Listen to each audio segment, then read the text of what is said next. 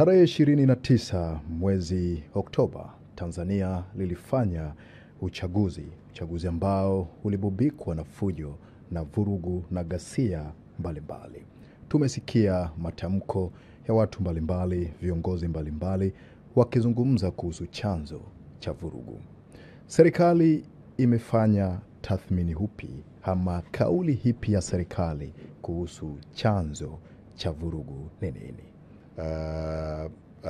Odemba, Mheshimiwa Rais Dr. Samia Suluhu Hassan ameamua kuunda tume huru ya uchunguzi itakayofanya uchunguzi wa chanzo cha matukio yale na kushauri hatua za kuchukuliwa. Sasa baada ya ripoti ya tume serikali itajua ifanye nini baada ya hapo.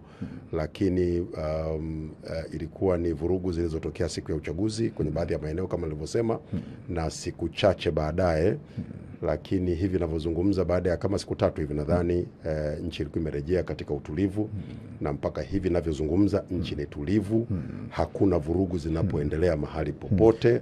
Watanzania wanaendelea na shughuli zao kama kawaida, na kila kitu kimerudi kwenye utaratibu wake.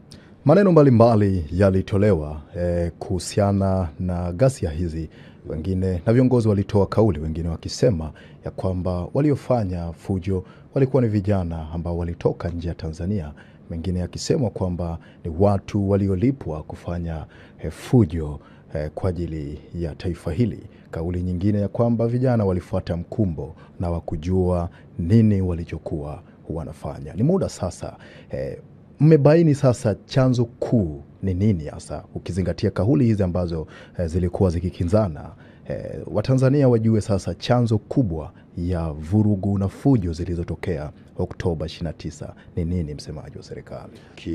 Tuache tume wafanye kazi. Tukianza sasa hivi kusema chanzo ni nini, tutakuwa tunaingilia kazi ya tume.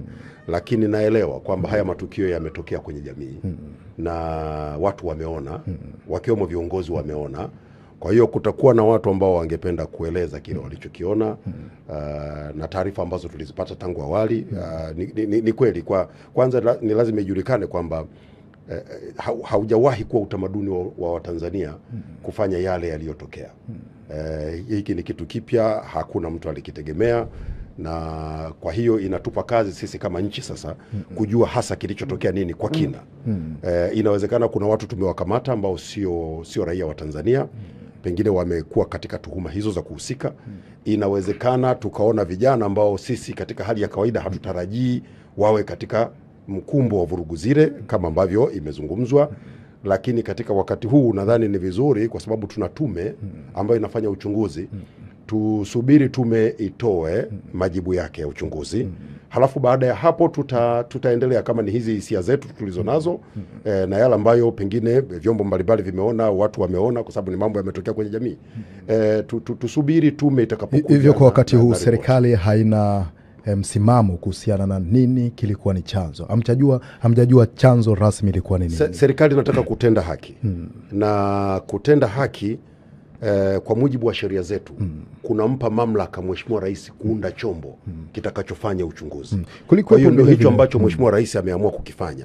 Badala ya kwenda kwa maono tu ya tunavyoona serikali na vyombo vyetu, basi tu tuna chombo cha kwetu cha ndani ya nchi kitakachokuwa huru, kitakusanya taarifa zote, kitafuatilia kwa takwimu. Ndio maana unakuta hapa hata kutoa takwimu wakati mwingine inatupa mtihani, kwa sababu tungependa chombo hiki kifanye kazi kwa kitoe taarifa ili serikali tutakapotoka na msimamo tutoke msimamo unaotokana na taarifa ambazo Lakini pia vile tulisikia kauli mbalimbali za viongozi wakidai ya kwamba maandamano yale ya Oktoba 29 yalifadhiliwa. Je, serikali inatofautisha vipi kati ya maandamano halali ya kikatiba na maandamano yanayodaiwa kufadhiliwa na mataifa ya nje? Kwa mujibu wa sheria za nchi yetu, maandamano yanaongozwa na sheria. Na kwa mujibu wa sheria, watu wanapotaka kuandamana wanatakiwa waende wakapate kibali, na mamlaka hayo yamepewa kwa mkuu wa polisi. Wanafanya hivyo ma-OCD. Unakwenda unapewa kibali. Kibali chako lazima kieleze maandamano hayo yanaratibiwa na nani. Hicho kilichotokea tarehe 29 kiliratibiwa na nani? Maandamano hayo ni lazima yaseme yataanzia wapi, yataishia wapi. Kulikuwa kuna hizo taarifa. Maandamano hayo lazima yaseme wanaotaka kufanya maandamano wana ujumbe gani, na huo ujumbe uonekane. Na lengo la hii sheria, manake wengi naona wameanza kulijadili hili katika mtazamo hasi. Lengo la hii sheria ni kwamba kama kweli mtu anataka kufanya maandamano ya amani, pia yapate usimamizi wa vyombo vyetu, ili wanaofanya hivyo wafanye kwa usalama na ujumbe wao upokelewe. Lakini ni maandamano gani ambayo watu wanakusanyika, wanaanza kuvamia maduka ya watu, wanaanza kuchoma miundombinu, wanaanza kulipua vituo vya mafuta, wanalipua vituo vya polisi, na unajua kule kuna silaha, wanashambulia askari, wanakwenda kuharibu biashara za watu, wanafunga njia kwa matairi. Na sasa ndio maana nikasema Odemba, ningetamani sana tusiingie sana kwenye hii mijadala, kwa sababu tayari tuna tume ambayo inachunguza. Tuiache tume ikamilishe kazi yake. Ikishakamilisha kazi yake itatupa ripoti. Serikali tutakuja kutoa msimamo wetu. Asilimia kubwa ya waliojitokeza kwenye hayo maandamano ni vijana, na vijana wanadai ya kwamba mimi nitakukatisha Odemba, hayakuwa maandamano. Unayahitaji. Kilichotokea zilikuwa ni fujo, ni vurugu. Waliojitokeza sasa kwa asilimia kubwa walikuwa ni vijana, na vijana wamekuwa wakisema ya kwamba serikali haiwasikilizi. Kwa nini serikali haiwasikilizi vijana, msemaji wa serikali? Kwanza ni kwamba idadi kubwa walikuwa ni vijana. Nadhani pia na yenyewe itahitaji tujiridhishe pasipo mashaka, kwa sababu katika watu ambao walikamatwa na jeshi la polisi, baadhi yao sio vijana. Lakini nakubaliana na wewe kwamba inawezekana idadi kubwa ikawa ni vijana, kwa sababu hakukuwa na ujumbe mahususi uliotolewa. Hata hili kwamba kuna madai ya vijana, tunatakiwa tunalichukua kutoka kwenye mijadala inayoendelea kwamba kuna madai ya vijana. Sasa ni kweli changamoto ya madai ya vijana ipo, na haipo Tanzania peke yake, ipo dunia nzima. Nchi yetu hivi ninavyozungumza, idadi kubwa ya watu ni vijana. Kwa mujibu wa sensa ya watu na makazi iliyofanyika mwaka 2022 na maoteo yake kwa mwaka 2025, tunakadiria saa hizi tunaweza tukawa tuna vijana wenye umri wa kati ya miaka 15 mpaka 35 kama milioni 33 hivi. Kama milioni 23 wanakwenda kama asilimia 33 ya idadi yote ya watu. Sasa ukienda mpaka watu wenye miaka 45 unakuta idadi ile ni kubwa sana ya watu ambao ndio kundi ambalo hasa linahusika na kufanya kazi. Kumekuwa na mijadala kwenye hata nje ya hicho kilichotokea tarehe 29, kumekuwa na mijadala juu ya madai ya vijana kutaka kupata ajira, kutaka wasikilizwe hoja zao na kuhusu maisha yao. Ni masuala yanayohusu maisha yao. Na unaamini ya kwamba serikali haiwasikilizi? Serikali inawasikiliza sana. Lakini nakubali kwamba tunahitaji kuwasikiliza zaidi. Na ndio maana Mheshimiwa Rais baada ya kuunda serikali ya awamu ya 6 kipindi cha pili, ameamua kuunda wizara maalum ya vijana, na imepewa maelekezo maalum, na ameongeza msisitizo maalum. Nitakwambia kitu kimoja, Odemba. Kwanza sio kweli kwamba hatuwasikilizi vijana.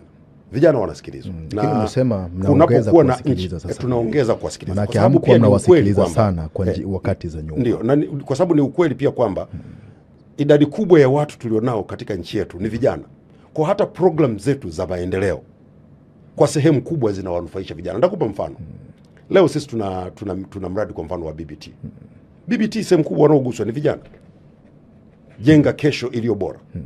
Tunatekeleza huu mradi, sehemu kubwa ya wanaonufaika ni vijana. Ni mradi ambao umelenga kuwanufaisha vijana 1,600,000. Na mpaka sasa hivi karibu nusu yake tumeshawafikia.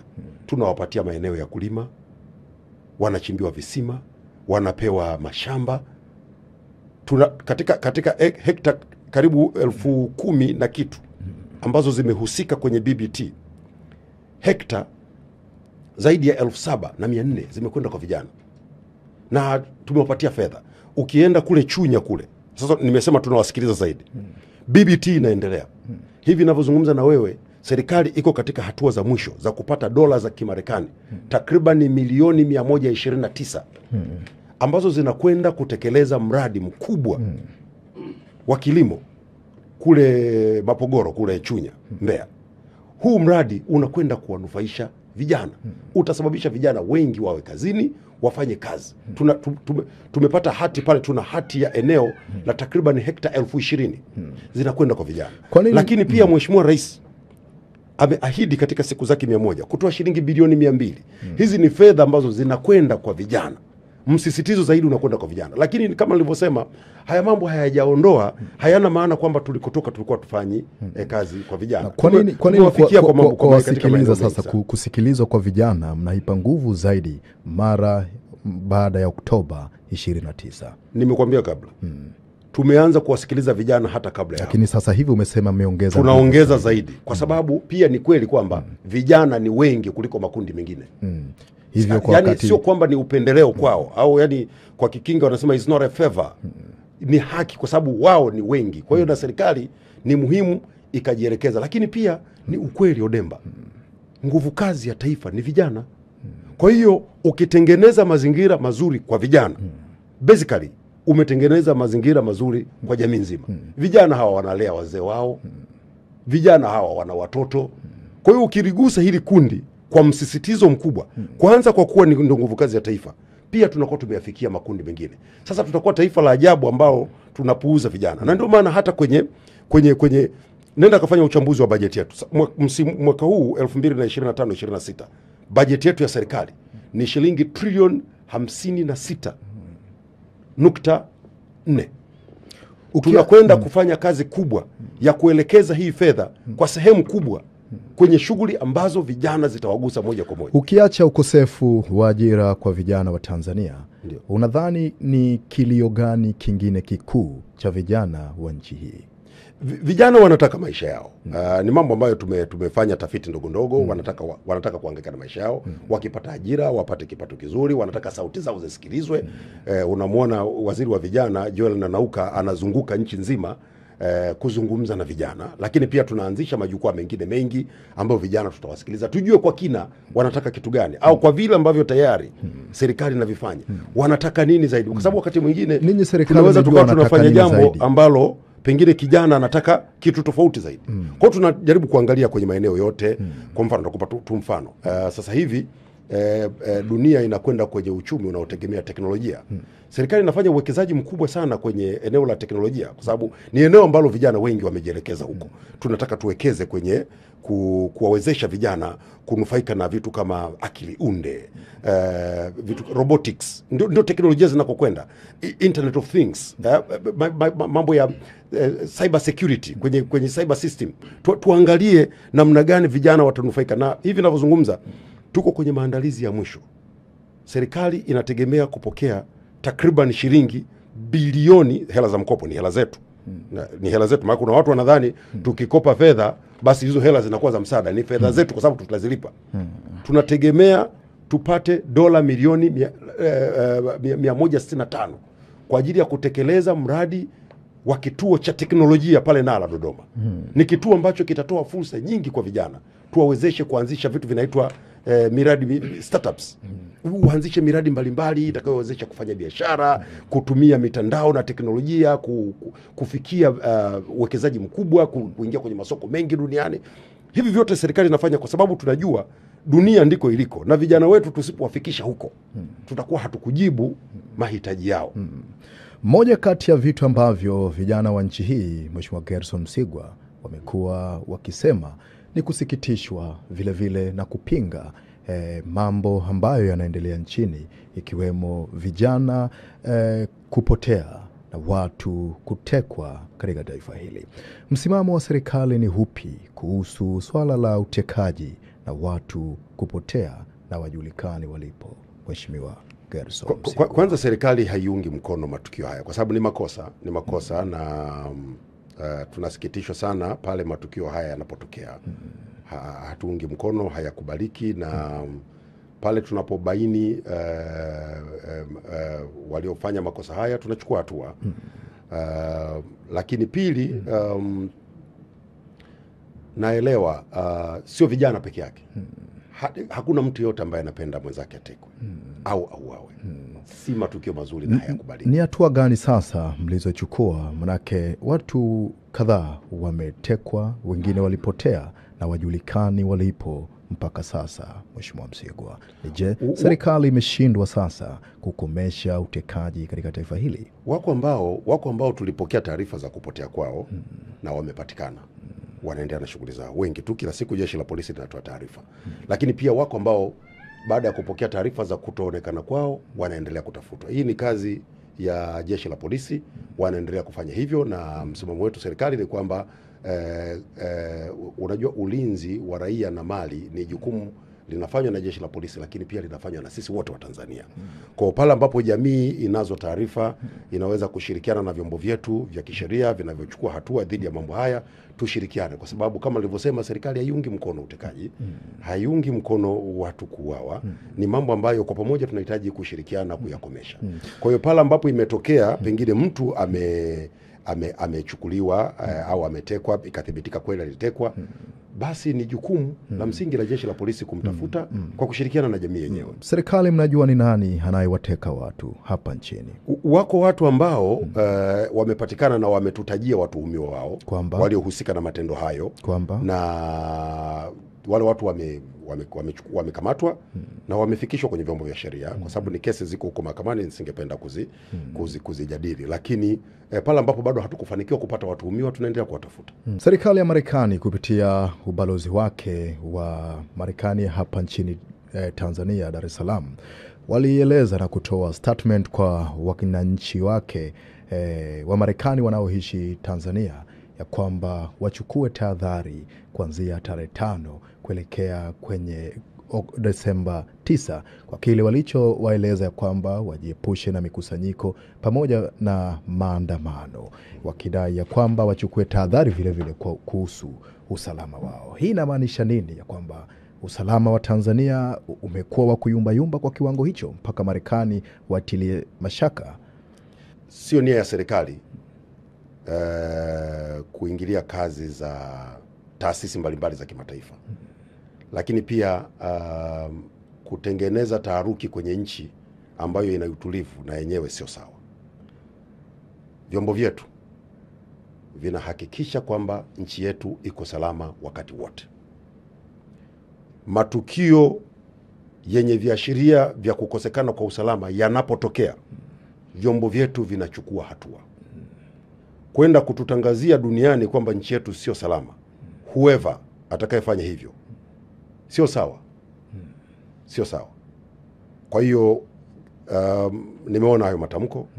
Nachotaka kuhakikishia, wawe ni ubalozi wa Marekani au nchi nyingine yoyote, ni kwamba vyombo vyetu viko macho, vinafanya kazi usiku na mchana, kama ambavyo vyombo vya nchini kwao vinafanya kazi usiku na mchana kuhakikisha viashiria vyote vya kiusalama vinakabiliwa, kuhakikisha watu wao wako salama. Na vyombo vyetu vya Tanzania vya ulinzi na usalama muda wote viko macho kuhakikisha watu wetu wako salama, nchi yetu iko salama. Na hii kazi inafanywa kwa weledi mkubwa. Na hata pale matishio yalipotokea, vyombo vyetu vimefanya kazi kwa weledi mkubwa kuhakikisha vinakabiliana nayo. Matukio tuliyoyajadili hapa ya tarehe 29, kama vyombo vyetu vingekuwa legelege, leo tungekuwa tunazungumza madhara makubwa kuliko tuliyoyaona. Vyombo vyetu vilifanya kazi, tunatambua kuwa kuna madhara yalijitokeza. Tunasikitika sana sisi wenyewe upande wa serikali kwamba katika vurugu zile Watanzania wenzetu wamepoteza maisha. Mwenyezi Mungu awaweke mahali pema. Si jambo ambalo serikali inalifurahia hata kidogo. Sio serikali wala viongozi wa serikali. Tunatambua kwamba kuna uharibifu mkubwa wa mali, wa biashara, watu wamepoteza ajira, vijana wamepoteza mitaji yao, tunatambua. Lakini vyombo vyetu vilifanya kazi na vikahakikisha kwamba nchi inarejea kwenye hali ya amani na utulivu, na hilo ndio jukumu ambalo tunalifanya sasa kwenye hii tarehe ambayo imetangazwa, na nchi iko shwari kwa kazi inayofanywa na vyombo vyetu inshallah. Walieleza vile vile kwamba watapitia mashirikiano yetu baina ya Tanzania na Marekani. Je, hii haiwezi ikatuathiri kivyovyote vile kidiplomasia, lakini hata kiuchumi, hasa ukizingatia kwamba hawa ni wahisani wetu wakubwa? Hawajasema wanakwenda, wamesema wanapitia. Kupitia si tunajadiliana. Tutakwenda tutajadiliana. Kuna kitu wamekiona hakiko sawa. Watatuambia walichokiona kinachofanya wapitie. Serikali yenyewe imejiandaa vipi? Hakuna shida, sisi wakati wote tuko tayari tu, na sio wao tu. Kwenye mahusiano ya nchi na nchi, swala la kuangalia mahusiano yetu yanakwendaje ni mchakato wa kawaida. Ni mchakato wa kawaida. Kwa hiyo kama wana jambo ambalo wanaona ni specific ambalo linawafanya wa review, basi tutakwenda kukaa nao, tutazungumza, tutasikiliza, watatusikiliza na sisi wao tutawasikiliza. Mimi naamini tutaelewana. Kumekwepo vile vile na mkanganyiko kuhusiana na vitu vilivyoharibika, mfano vituo vya mafuta. Mheshimiwa Waziri Mkuu wa Jamhuri ya Muungano wa Tanzania Daktari Mwigulu Lameck Nchemba, wakati akizungumza na Warira, alitoa taarifa ya kwamba vituo takriban 672 vilichomwa moto. Wamiliki wa vituo vya mafuta walisema ya kwamba vituo takriban 42 vilichomwa moto, 25 ikiwa ni hapa Dar es Salaam na vingine vilivyosalia vikiwa mkoani. Ridhiwan Kikwete, waziri, naye akizungumza alisema ya kwamba aliambiwa ya kwamba vituo vilivyochomwa moto ni 92. Idadi rasmi ni hipi juu ya vituo vya mafuta vilivyochomwa, na Watanzania waamini yupi? Waziri Mkuu, waamini wenye vituo vya mafuta, au hipi sasa kauli ya serikali kuhusu idadi kamili ya vituo vilivyochomwa? Msemaji wa serikali: 672. Wamiliki wa vituo walivyosema 42.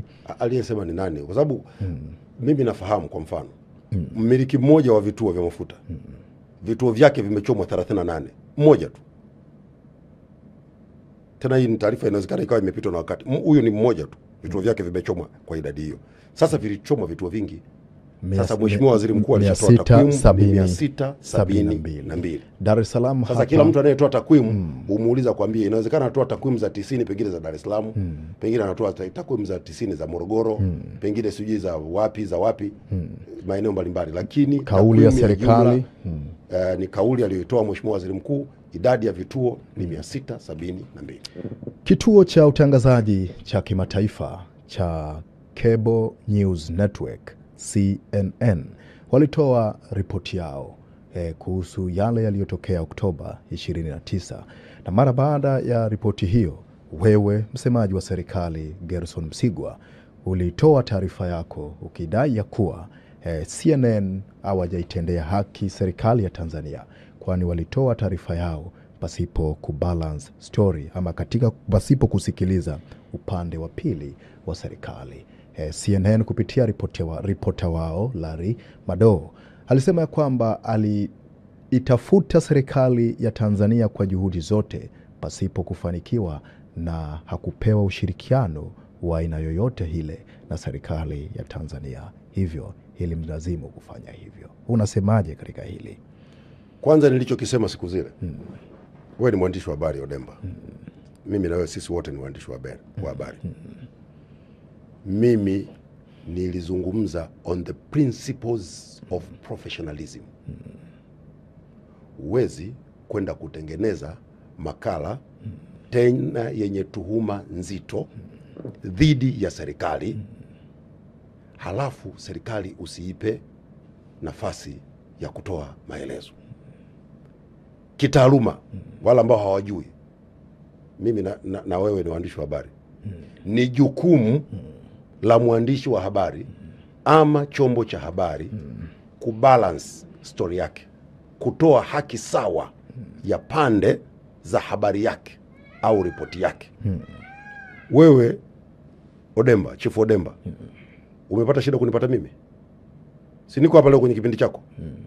Ulinitafuta kama unatafuta panya, si nimepatikana? Uwezi kwenye chombo cha habari chenye heshima ukafanya tuhuma nzito kama zile bila kutoa upande wa serikali. Huyo mtu nayemtaja, sitaki kumtaja jina lake, sisi sio kwamba hatuoni. Kakaa huko alikokuwa, anajua ni wapi, anatangaza kwamba Watanzania nitumeeni picha, niandike makala, nitengeneze makala kuhusu hali ya Tanzania. Nikuuliza Odemba, wewe unapotaka kutengeneza makala unaomba picha utumiwe kwa WhatsApp? Hivyo ndivyo uandishi wa habari wa CNN ulivyo. Kulikuwa kuna ubaya gani? Kwani waandishi wa habari wa CNN hawajawahi kuja hapa Tanzania? Kwanza kabla ya hapo amekwenda kutoa, nisikilize vizuri. Kabla ya hapo kaanza kutengeneza. Mimi nilitaka kwenda Tanzania lakini siendi kwa sababu nina tishio la usalama. Kamtisha nani? Alisema kwamba alinyimwa kibali. Amenyimwa kibali. Mimi ndo naitoa kibali. Ameomba kibali saa ngapi? Wewe taarifa zake za yeye kuomba kibali. Mimi ndo naitoa kibali kupitia idara ya habari maelezo. Taarifa zilifika hakuna. Hakuomba kibali. Badala yake akaenda kutengeneza clip, anatuhumu serikali, anatuhumu polisi kwamba polisi wa Tanzania ni wabaya na nini na nini na nini. Katoka hapo kaitisha kusanyiwe picha za simu. Amesema bado ataleta ripoti nzito. Akasema anakwenda kutengeneza makala. Sawa. Amekusanya picha, ametengeneza makala, ndio anaanza kusema alitafuta serikali ya Tanzania kuipata. Sikiza Odemba. Hii ni nchi huru. Na Tanzania haipokei maelekezo ya CNN. Amesema analeta ripoti nyingine nzito. Hawezi kututisha. Yaani ndugu yangu, nchi inatishiwa na CNN. Tanzania sisi tunaweza tukatishiwa na, yaani acha Tanzania, hata mimi siwezi kutishiwa na CNN. Wewe Gerson Msigwa, mwambie huyo mwandishi wa habari mwenzako afanye kazi kwa weledi. Sawa? Asituletee police journalism. Sisi hatutishiwi nyao. Asitake na sisi tuseme majina ambayo kiongozi mmoja mashuhuri duniani anakiita chombo chake. Huwezi chombo cha habari ukakaa unatisha nchi huru kama hii, unaitolea vitisho eti nitawafanya hivi, nitawafanya hivi. What is that? What is that? Anataka tutishe ili tufanyeje? Lakini yeye kutoa ripoti ilikuwa ni sahihi, haikuwa ni sahihi kama chombo cha habari. Mimi sina tatizo na kutoa ripoti. Kama chombo cha habari kuripoti kile kilichotokea Tanzania. Nasema hivi, makosa si makosa. Mimi sina tatizo na ripoti aliyoitoa. Lakini alitakiwa katika ripoti yake iwe na upande wa serikali. Huwezi ukaenda ukatoa ripoti ya upande mmoja. Hicho tu ndio nilichokisema. Angekuja upande wa serikali, tungempa ushirikiano. Sasa umekaa mtu mwezi mzima chombo cha habari cha kimataifa, unaongea tu vitu vibaya, unatoa mapicha mabaya dhidi ya nchi na nini. Hakuna mtu anapenda yaliyotokea tarehe 29. Lakini sasa chombo wewe kazi yako wewe ni kuona tu hilo kila siku ni hilo na all the way hutoi nafasi kwa serikali kueleza kilichotokea. Gerson, you are among of senior journalists hapa nchini Tanzania. Kazi kubwa ya chombo cha habari ni nini hasa kwenye matukio kama yale yaliyotokea Oktoba 29? Ni kuripoti matukio kwa usawa, kwa uwajibikaji. Wanasema responsible journalism. Unaporipoti matukio kwa usawa, kwa uwajibikaji, kwanza unazingatia kuwa na taarifa zilizo sahihi. Sawa? Kuto kuwa na taarifa za upande mmoja. Sawa? Lakini pia kuwa muwazi kwenye vyanzo vyako vya taarifa. Huwezi ukatoka mwandishi wa habari unazungumza tuhuma nzito kama zile zilizochapishwa, halafu unamnukuu mwanaharakati. Yaani mwanaharakati ndio anatoa takwimu za matukio ya Tanzania. Unakwenda kunukuu kiongozi wa chama cha siasa. Wewe Odemba nikuulize, unapotafuta takwimu za matukio ya vifo vya watu, unakwenda kupata kwenye taasisi ya NGO, shirika lisilo la kiserikali la wanaharakati? Huko ndio unakwenda, ndio chanzo chako cha taarifa. Unataka kwenda kuandika hiyo habari, unakwenda kuanzia mwanzo, umetengeneza makala dakika 23, dakika zote wewe unanukuu wanaharakati na malalamiko yao na nini, and then you call that a documentary? Is that how we do? Na picha zilizotumiwa na CNN katika makala yake yale ni za kweli, si za kweli? Subject to verification. That kwamba lazima zihakikiwe. Je, ninyi mmechukua jukumu gani kuhakiki hizo picha kama ni za kweli ama si za kweli? Kazi inaendelea. Kwamba lakini kwa sasa kauli hii ni hipi kwamba zile picha zilikuwa na uhalisia wa nchi yetu? Sasa kauli haiwezi kutolewa, lazima zihakikiwe. picha wewe uliziona haukuziona? Sikiza Udemba, kwenye zile picha ziko baadhi ya picha ambazo kwanza tulishangaa tunaziona siku hiyo wakati ni picha za zamani. Kwa mfano ndakupa tu mfano za zamani, ndakupa tu mfano siku ile watu wameroll picha kwenye mitandao na kwenye majukwaa mbalimbali kwamba watu wamevamia uwanja wa ndege, lakini zile picha ni za mwaka 2021 watu walipoingia uwanjani wakati mwili wa hayati Dr. John Pombe Magufuli unasafirishwa. Sasa katika mazingira kama hayo unatokaje haraka na kusema hizi picha ni halisi? Kwa hiyo nafikiri tujipe muda. Zile zilizoonekana kwenye makala yake ya kwamba ziko maeneo ya hospitali zinahakikiwa, na ziko zingine ambazo zilitengenezwa, inawezekana hazikurushwa na yeye. Na ndio maana katika wakati huu tunahitaji sana utulivu na tuiache tume ya uchunguzi ifanye kazi yake. Kwa sababu tulishaona kuna baadhi ya picha zinaletwa zimetengenezwa, zimechukuliwa picha za zamani, zimechukuliwa picha za nchi nyingine. Yako mambo mengi ambayo yamejitokeza. Sasa busara ni nini? Tuache tume ifanye uchunguzi. Haya mambo yote yatahakikiwa na taarifa zitatolewa. Je, taifa letu kama Tanzania inajitosheleza pasipo kutegemea wahisani? Tunaweza kuishi bila kutegemea na sijui kama ni neno zuri sana kusema wahisani. Hawa sisi ni wadau wetu wa maendeleo. Ni watu ambao tunafanya nao kazi pamoja. Na mimi nataka nikwambie kitu kimoja. Nitakupa tu mfano wa budget. Sawa. Mwaka huu 2025-26 budget yetu ya serikali ni shilingi trilioni 56.47 hivi. Sawa. Katika fedha hizo shilingi trilioni 40.47 nadhani hizi nukta za mbele huku zinaweza zikawa, lakini zaidi ya shilingi trilioni 40 zinatokana na makusanyo yetu sisi ndani ya serikali. Misaada kwenye bajeti yetu ni shilingi trilioni 1.07. Sawa. Mikopo ambazo ni fedha tunakopa na tutalipa na tunalipa ni shilingi trilioni 14. Kwa hiyo ukijumlisha fedha hizi za mikopo trilioni 14 na kitu kujumlisha trilioni 40 na kitu ni trilioni ngapi? Misaada ni shilingi ngapi? Swali tu la msingi hapa, unaamini kwamba tunaweza survive pasipo? Tunaweza kuishi, lakini muhimu ni kwamba wadau wetu wa maendeleo tunashirikiana nao. Na mimi nataka niseme kama alivyosema Mheshimiwa Rais, tunaposhirikiana na wadau wao wanapata na sisi tunapata. It is about partnership.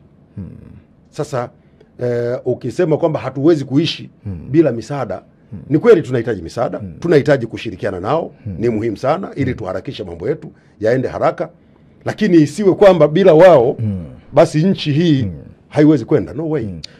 Kama ni hivyo, tafadhali take a look kidogo. Sehemu kubwa ya bajeti zetu ni fedha zetu sisi wenyewe. Na Rosemary, nataka nikuhakikishie miradi hii mingi. Huyu mtu bila shaka ni wewe Mheshimiwa Gerson Msigwa. Basi kama ni wewe tunaweza sasa, ngoja nikwambie kwanza tuisikilize tafadhali. Ngoja kwanza nimeshakuenda naifahamu hiki. Hata tuisikilize imalizike tafadhali. Unaweza ukaipa. Sehemu kubwa ya bajeti zetu ni fedha zetu sisi wenyewe. Na Rosemary, nataka nikuhakikishie miradi hii mingi tunajenga kwa fedha zetu sisi wenyewe.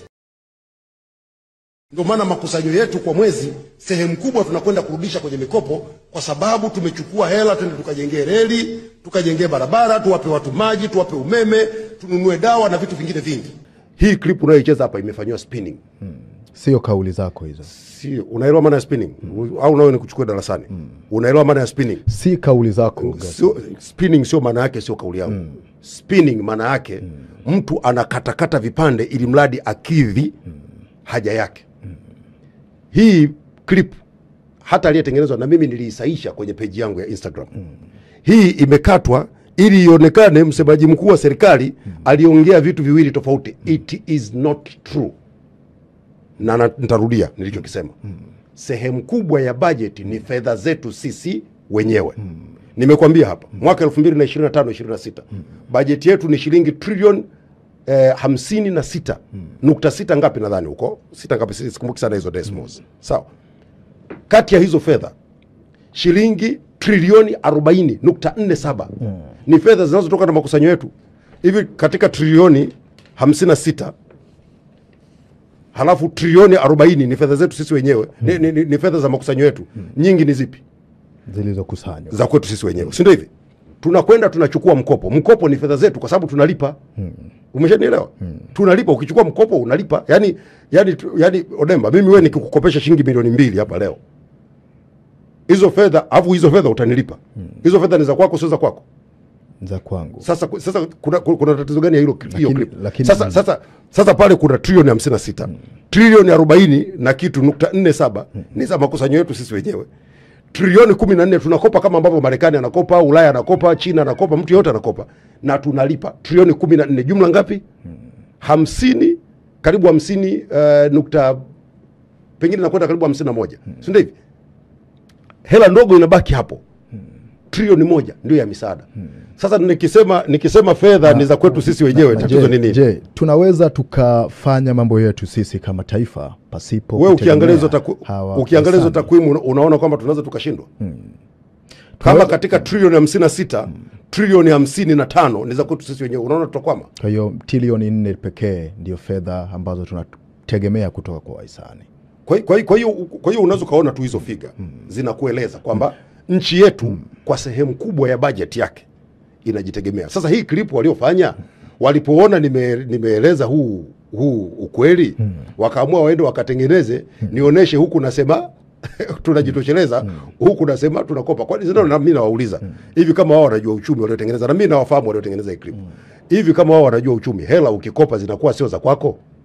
Za kwako. Sasa kwa nini ionekane hiyo kauli ni mbaya? Inakusaidia kwa na kama lengo lako ilikuwa ni kuuliza ndimi mbili, hizo ndio ndimi mbili. Kwamba leo unazungumza una hela za kwako za makusanyo trilioni 40. Una hela zako umekopa, umeongeza kwenye trilioni 40, si za kwangu nitalipa. Sasa si hela zako. Mara baada ya matamko haya, hofu imetanda pengine kwa Watanzania ya kwamba bila watu ambao wamekuwa ni wadau wetu wa maendeleo kwa muda mrefu kutuunga mkono, huenda tutasuasua. Manake Mheshimiwa Rais vile vile itakumbukwa alisema ya kwamba kutokana na yale yaliyotokea, sasa tujifunge mkanda, huenda mirija ya kutoka kwa wahisani wetu ama wadau wetu ikakatwa. Ndio alisema hivyo kwa sababu si nimesema hapa kwamba kuna trilioni 1 ya msaada, na inawezekana wengine kwenye fedha za mikopo wakatuletea masharti. Lakini habari njema ni kwamba kwa sehemu kubwa ya bajeti yetu inatokana na makusanyo yetu. Hilo ndio lilikuwa hoja yangu. Sasa Mheshimiwa Rais anaposema hata bila wao tunaweza kuishi.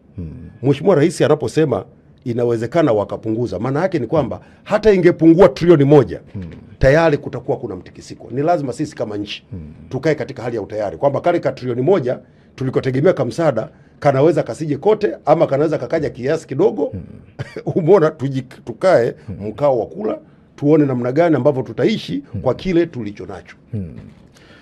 Umeshanielewa hiyo? Na muda wetu vile vile umekimbia. Unahisi ya kwamba kama taifa Tanzania kuna mahali nchi ina maumivu? Kwa sasa huwezi kusema nchi haina maumivu, kwa sababu tumetoka kwenye matukio ambayo yameondoka na maisha ya Watanzania wenzetu. Tumetoka kwenye kipindi ambacho vurugu zilizosababishwa zimeleta hasara ya miundombinu, zimeleta hasara ya biashara za watu, zimetuletea watu ambao wanatushambulia, wanatuchafua huko kimataifa, wanaweza wakaleta athari kwenye maeneo yetu ya kiuchumi na nini. Kwa hiyo yako mambo ambayo ni lazima pia tuwe concerned kwamba yanaweza pia yasiwe katika upande wetu. Na mimi ni waombe wa Tanzania, naomba kuchukua nafasi hii ni waombe wa Tanzania, Watanzania tuwe makini. Nchi yetu yametokea haya yaliyotokea, ziko sababu na sio muda sababu tutazijua, lakini nataka niwaambie Watanzania, tutakaoijenga Tanzania ni sisi wenyewe Tanzania, na tutakaoibomoa Tanzania ni sisi wenyewe wa Tanzania. Mimi ushauri wangu kwa Watanzania nikiwa msemaji mkuu wa serikali, Watanzania tuitetee nchi yetu kwa gharama yoyote. Watanzania tunasue mitego ya kutuingiza kwenye shida. Waliokuwa wanafanya campaign za haya matukio yaliyotokea walichukua kigezo kimoja cha haki. Haki, haki, haki. Ukiangalia sasa hivi hawazungumzi tena haki. Sasa hivi wanazungumza watalii wasiende Tanzania, wawekezaji waache kwenda Tanzania, kampuni za uwekezaji zilizopo Tanzania ziondoke. Maana yake sasa wanakwenda kwenye malengo waliokuwa wanayataka. We can predict. Sio kwamba hatujui. We can predict. Tunajua what is happening. Mimi ninachotaka kuambia Watanzania, watch out. Tuwe macho. Iko mifano, yako maeneo ya kujifunza ambako walipita katika mitihani kama hii kwa sababu hawakung'amua tunakokwenda leo hii. Hizo nchi sitaki kuzitaja, ziko kwenye shida kubwa. Nchi yetu kwa sasa hivi ipo katika hatua kubwa za kimaendeleo ambazo zitaleta matokeo makubwa kwenye maisha ya watu.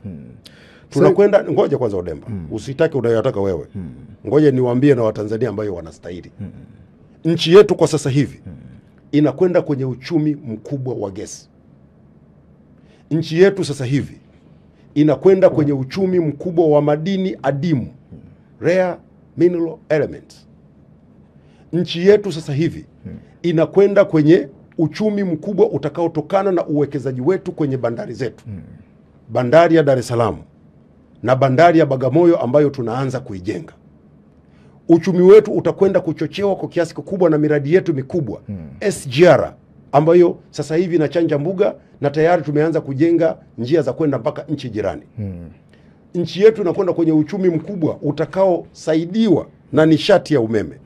Haya mambo yanaleta neema na pia yanavutia maadui. Ni vizuri Watanzania wawe macho. Tusikubali kuchoma nchi yetu, kubomoa nchi yetu, hasa katika kipindi hiki ambapo tunaelekea kwenye neema kubwa na serikali iko tayari kutufikisha kwenye neema kubwa. Umesema ya kwamba kwa namna moja ama nyingine kuna maumivu ndani ya taifa. Serikali imefanya jitihada gani ama inafanya jitihada gani, au serikali ina neno gani nzuri la kuponya maumivu yaliyotanda katika mioyo ya Watanzania?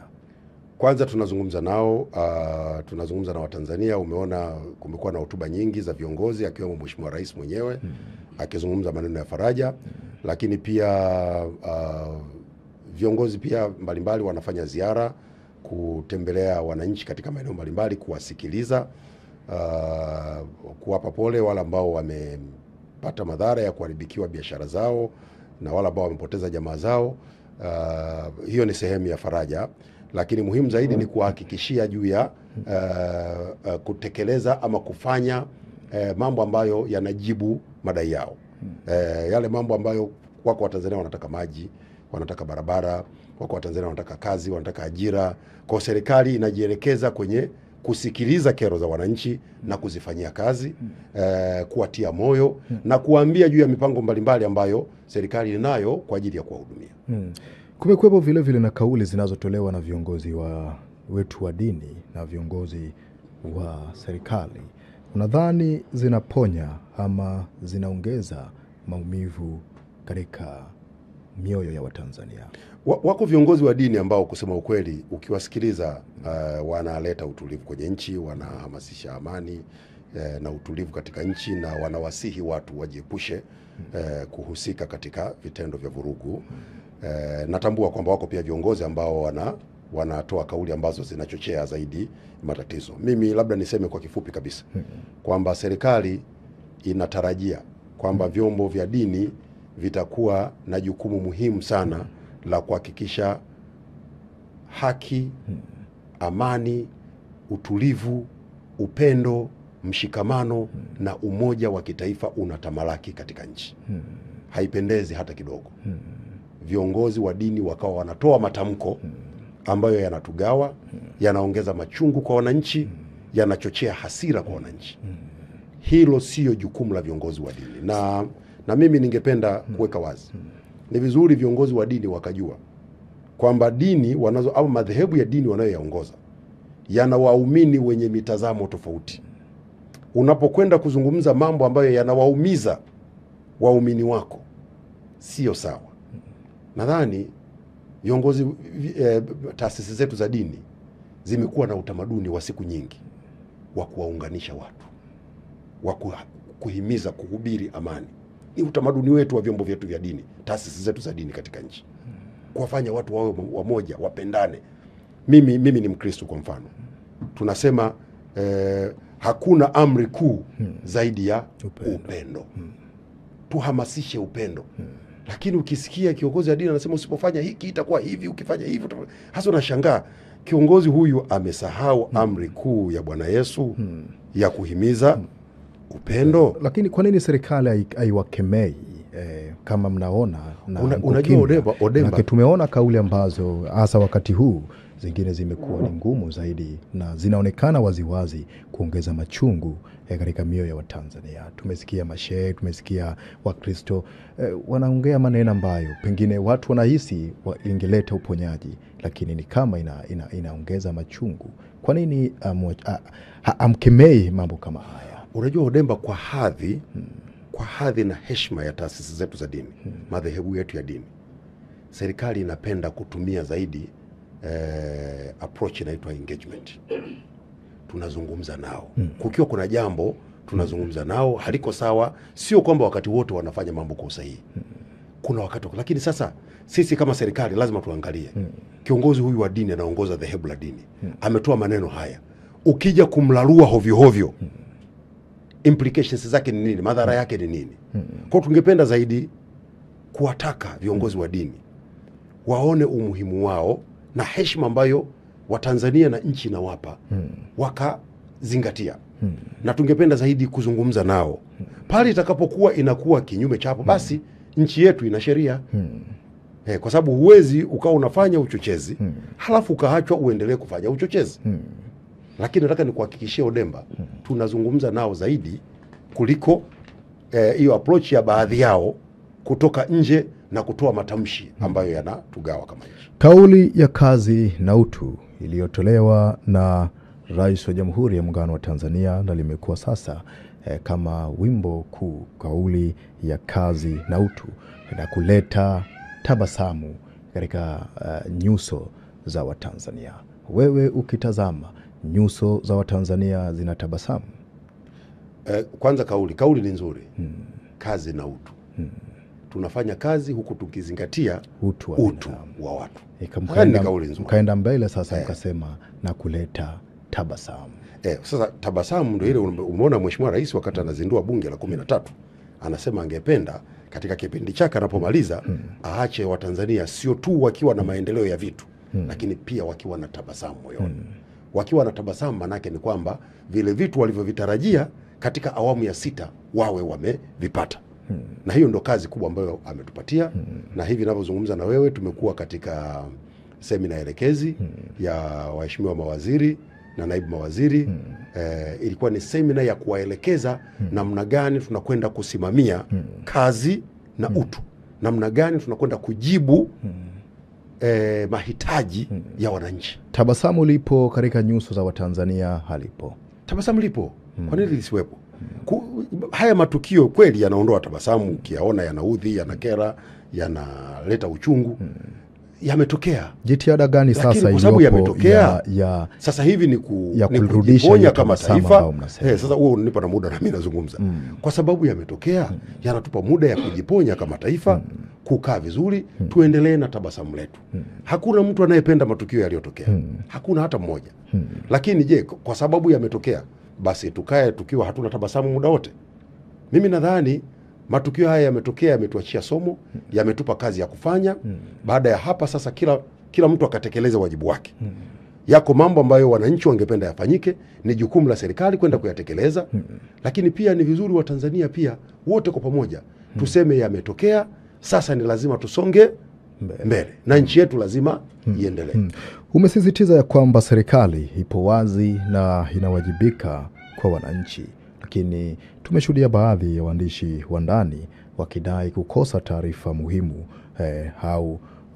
taarifa muhimu kutoka serikalini na viongozi wake. Tulishuhudia wakati waziri mkuu alipozungumza na wahariri walitoa maoni yao wakisema kwamba wakati mwingine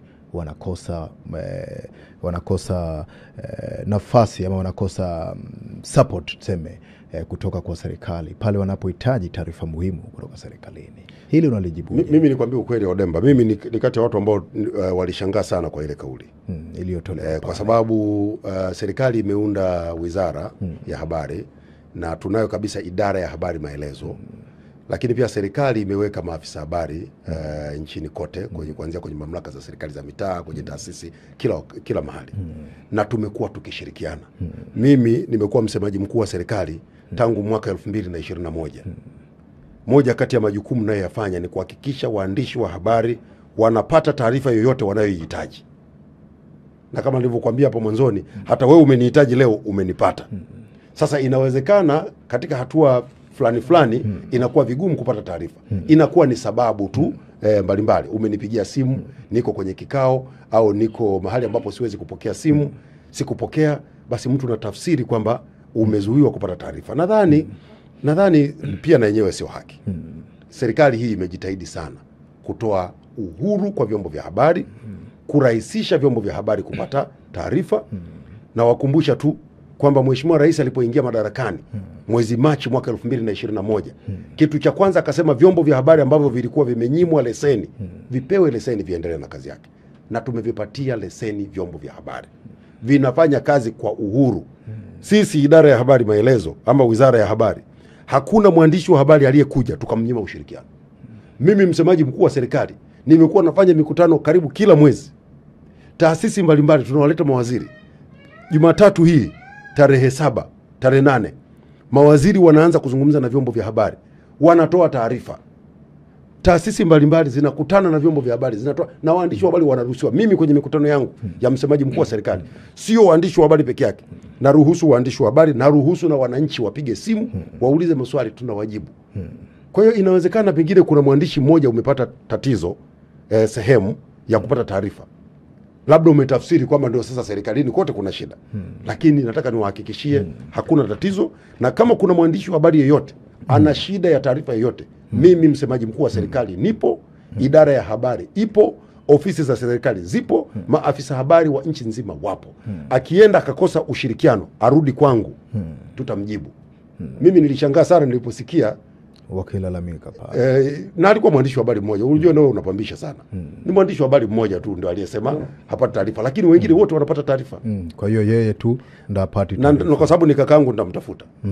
Nimwambia haya bwana, ulichokosa ni kipi? Hujue ni wapi amekosa. Na simu yangu anayo na hajawahi kunipigia. Ulipongeza vyombo vya habari vya Tanzania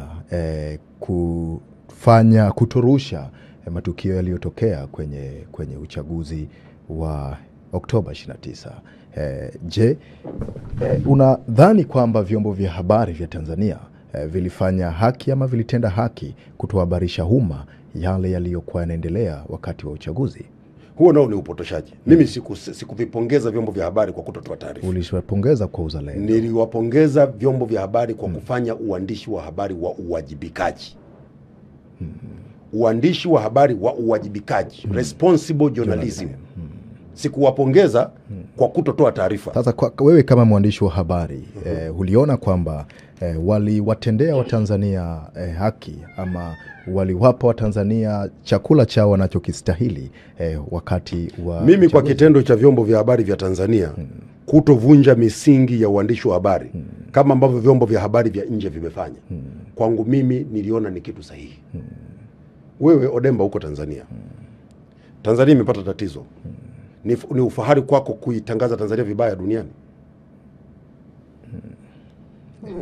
Nakuuliza, kumetokea tatizo kwenye nyumba yako, umekosa hela ya kuwapatia ugali watoto wako nyumbani, ni ufahari kwamba leo wanangu watalala njaa, leo wanangu wana nguo za kuvaa? Ni ufahari. Lakini familia uwezo. Vyombo vya habari vya Tanzania sio kwamba havikuripoti matukio, na watu waache kuvichafua. Vyombo vya habari vya Tanzania viliripoti matukio, isipokuwa viliripoti kwa uwajibikaji. Vilipima nini cha kuripoti, taarifa sahihi, na pale ambapo taarifa sahihi hazikupatikana havikupotosha. Ndicho ambacho vyombo vya habari vya Tanzania vilifanya. Sasa hiyo isitafsiriwe kwamba vyombo vya habari vya Tanzania ni dhaifu au havifai au vimeshindwa kujua majukumu yake. La hasha.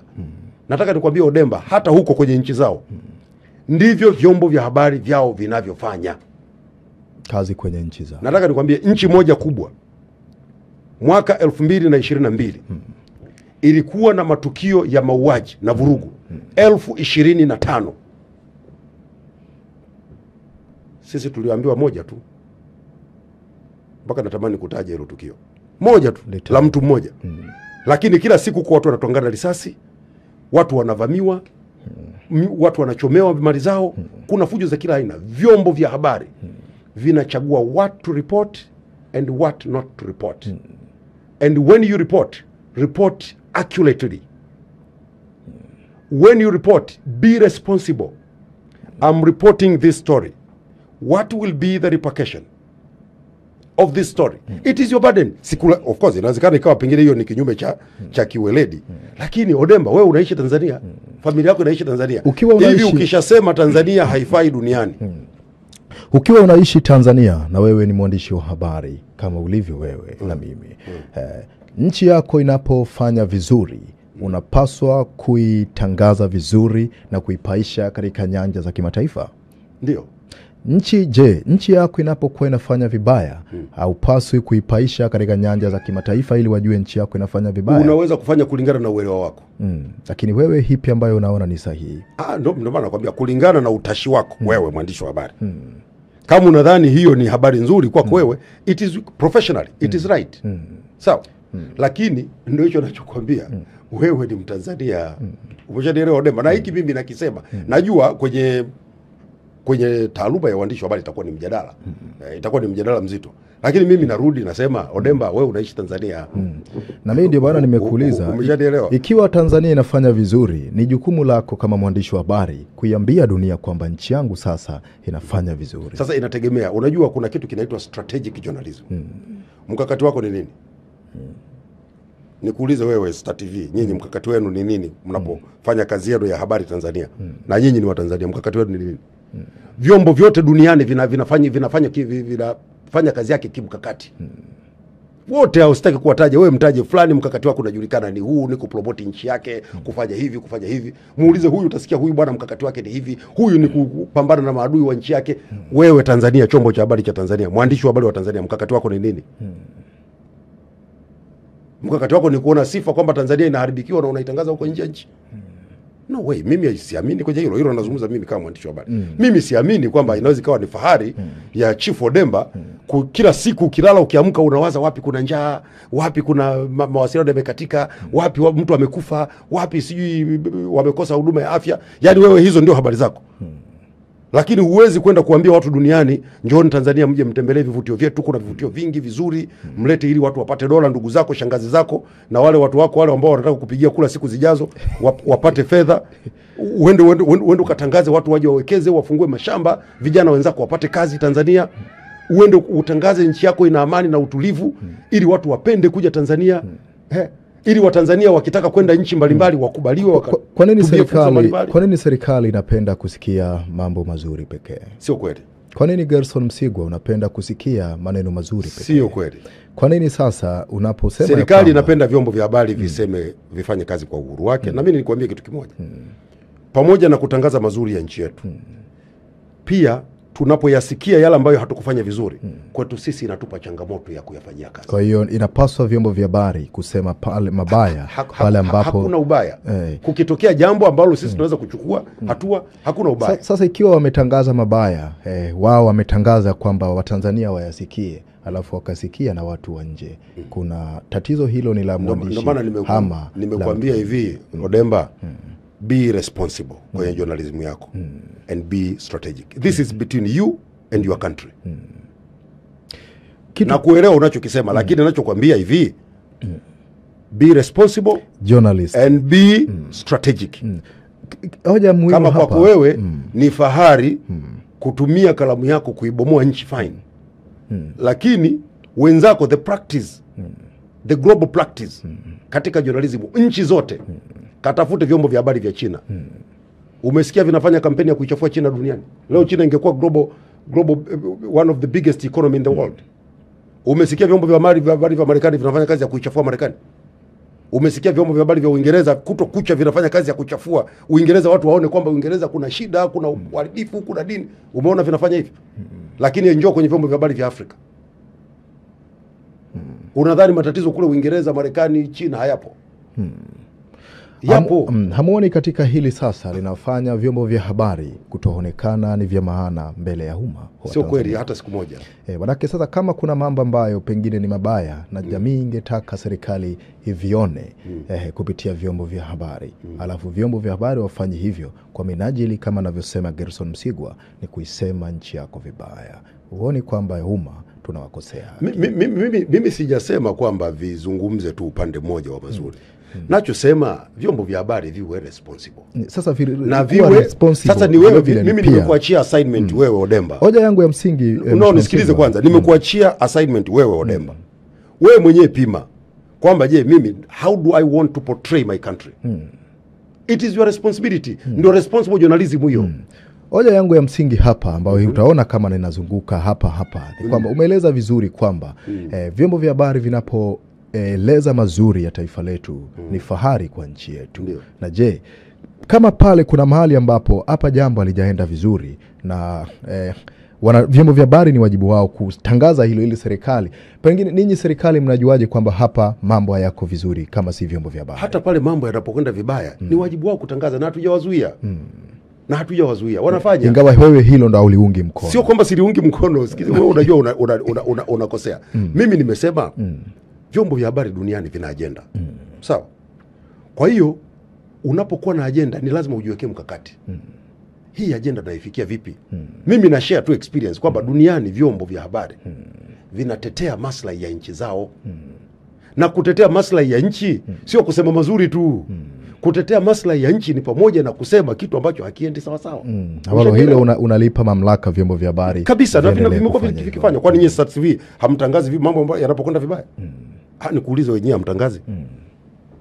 Kwani wewe hapa si unaniuliza mambo mengine ambayo sio mazuri? Ni sahihi. Kwani nimekuzuia kuuliza? Kwani si unatangaza yanatoka? Lakini it is your burden. Wewe kama chombo cha habari cha Tanzania. How do I use my media outlet to protect my country? Vyombo vya habari ni chombo cha kiusalama. Unajua Odemba, natamani unielewe. Nakuelewa. Chombo cha habari ni chombo cha kiusalama kwenye nchi. Ukiwa na vyombo vya habari ambavyo vinalinda nchi yake, nchi itakuwa salama. Na wenzetu hawa ukiona wanakuja kutuandika sisi vibaya, hawafanyi kwa bahati mbaya. Usijui kwa unielewa. Na vipi vyombo vya habari vya Tanzania vinalinda nchi yao, hawalindi nchi yao? Vinalinda. Mimi naona vinajitahidi sana. Yako baadhi ya maeneo ambayo wakati mwingine yanakuwa na na ndio maana tupo. Idara ya habari ipo, wizara ya habari ipo. Ndio kazi yetu. Pale tunapoona mambo hayako sawa, tunakaa tunazungumza nao, jamani, hapa sasa mmekanyaga waya. Gerson Msigwa, nakushukuru sana. Disemba 9 tumeona vuguvugu hili limeanza tena mtandaoni kama ambavyo lilianza vuguvugu la Oktoba 29. Msimamo wa serikali ni upi kuhusiana na maandamano yanayoratibiwa ya Desemba 9? Nitalijibu, lakini kuuliza kwanza swali, anaratibu nani? Tumeona likiendeshwa mtandaoni. Nani anayeratibu? Baadhi ya wanaharakati. Nani anayeratibu? Wanaharakati wako wapi? Si nimekusomea sheria hapa inasemaje? Unataka kufanya maandamano, unakwenda unapewa kibali, unasema utafanya wapi mpaka wapi, muda gani, ndio sheria inavyotaka. Lakini anyway, nimekuelewa. Sisi tunasikia hayo maneno, tunayasikia. Ninachotaka kusema kwa kifupi sana ni kila ambacho Mheshimiwa Rais alikisema juzi. Kwamba sisi kama nchi, vyombo vyetu kama ilivyo leo, kama ilivyokuwa jana, ndivyo itakavyokuwa tarehe 9 na siku zinazofuata. Vyombo vyetu vya ulinzi na usalama wakati wote viko tayari kuhakikisha watu wako salama, mali zao ziko salama, mipaka ya nchi yetu iko salama. Kwa nataka kuhakikishia kwamba vyombo vyetu vya ulinzi na usalama viko tayari, sio tarehe 9 tu peke yake, wakati wowote kuhakikisha nchi iko salama. Tunapokuwa tunatamatisha sasa, kuna baadhi ya wanaharakati ambao ukurasa zao za mitandao ya kijamii zimefutwa hapa Tanzania, na Meta ambao ni wamiliki wa vyombo hivyo wameeleza kwamba ni shinikizo la serikali kuhusu kufutwa kwa kurasa za wanaharakati hao: Mange Kimambi, Maria Sarungi na Sativa wote kurasa zao zimefutwa. Ni kweli kwamba ni shinikizo la serikali mitandao hizo zao kufutwa, na kama sijaona hiyo kauli ya Meta kama wamesema hivyo, sijaona na siwezi kuichukua kwako, lazima ije kwa utaratibu kwa sababu huwezi wewe ukanipatia sababu mimi, na kama Meta wamesema, Meta wana namna wanawasiliana na mamlaka za Tanzania, kwa hiyo wanaweza wakatoa sababu, tutaona kama ni nini. Lakini mitandao ya kijamii ni moja kati ya majukwaa ambayo yanatumiwa na Watanzania kwa shughuli mbalimbali, na ni majukwaa ambayo yanaweza kutumika kwa mambo ambayo yanasaidia nchi au yakabomoa nchi. Pale ambapo kuna tishio la mitandao ya kijamii kufanya shughuli ambazo hazileti maslahi ya taifa, zinahatarisha usalama wa nchi, ni jukumu la serikali kuchukua hatua. Sasa inaweza ikawa hatua zinaweza kuchukuliwa popote, ama kwa watu wa huduma wanatoa huduma kwenye hizo, ama kwa waendeshaji wa hiyo mitandao ya kijamii kwa namna yote, kwa sababu hapa jukumu la msingi la nchi ni kuhakikisha hatui na majukwaa ya mtandaoni yanayoleta shida kwenye nchi. Hilo ndio jukumu la msingi. Sasa kama ni hao uliowataja au mtu mwingine yoyote, mtu yoyote anayefanya shughuli zake mtandaoni, ni muhimu azingatie sheria na taratibu za nchi yetu. Hukuzingatia, vyombo vinavyohusika vitachukua hatua. Hili unalolizungumzia ni bahati mbaya sina taarifa hapa. Ningekuwa na taarifa ningekujibu specific. Ni lini Twitter itafunguliwa hapa nchini Tanzania? Pale ambapo tutakubaliana juu ya namna ambavyo wataendesha jukwaa lao Tanzania. Ni Twitter ndo wana makosa ama watumiaji? Tulishazungumza nao na tumelijibu hili jambo mara nyingi. Twitter wameruhusu jukwaa lao kutumiwa katika namna ambayo inavunja taratibu zetu. Kwa hiyo kwa sababu inavunja taratibu zetu na tumeshindwa kuelewana, basi uwepo wa Twitter Tanzania. Utaratibu gani ambao wanavunja? Tulishaeleza ni taratibu za kisheria. Wameruhusu maudhui ambayo kwa mujibu wa sheria zetu ni kinyume cha sheria, na sisi tumejaribu kuengage nao na hatukuelewana, tumezima. Watakapoona umuhimu wa kukubaliana, kwa sababu sisi Odemba hatuwezi kuruhusu kuwa na jukwaa ambalo linaleta madhara kwenye nchi. Unajua ni jukumu la serikali kulinda wananchi wake. Yaani wewe huwezi ukaja hapa Odemba na jukwaa lako linaleta mgogoro, linaleta fujo, linatisha watu, linadhalilisha watu, halafu tukaliacha. Haiwezekani. Haiwezekani. Kama bado wamegoma kufuata kile ambacho mliwaambia. Tulipoishia ni hapo ambapo tupo sasa hivi. Kwa kama kutakuwa kuna engagement nyingine zaidi baadaye tutawajulisha. Kwa hiyo siku wakikubali kufuata utaratibu wa Tanzania, hamna shida. Sisi nchi hatuzuii mtu yote kufanya kazi. Gerson Msigwa, nakushukuru sana. Unao dakika moja ya kutoa rai kwa umma wa Watanzania. Kwa Watanzania, kwanza nawapongeza kwa kazi, kwa namna ambavyo wanashirikiana na serikali katika utekelezaji wa majukumu mbalimbali. Na waomba Watanzania pamoja na yote ambayo tunayafanya, ushirikiano tunaofanya kwa serikali, tuilinde nchi yetu kwa wivu mkubwa. Tuilinde nchi yetu kama mboni ya jicho letu. Tuhakikishe hakuna mtu anayeweza kutupangia cha kufanya. Tufanye mambo kulingana na mahitaji yetu. Na nataka niwahakikishie Watanzania kwamba serikali wakati wote iko tayari kuwasikiliza, iko tayari kufanya yale ambayo nyinyi mtaona yanafaa kulingana na rasilimali tulizonazo. Gerson Msigwa, msemaji mkuu wa serikali ya Tanzania, nakushukuru sana. Asante sana. Mtazamaji, huyo ni Gerson Msigwa, msemaji mkuu wa serikali ya Tanzania. Kwa niaba ya wote ambao kwa namna moja ama nyingine wamefanikisha matangazo haya kukujia moja kwa moja kutoka hapa Dodoma, mimi ni Chief Odemba. Itoshe kusema kwaheri ya sasa na wakati mwema.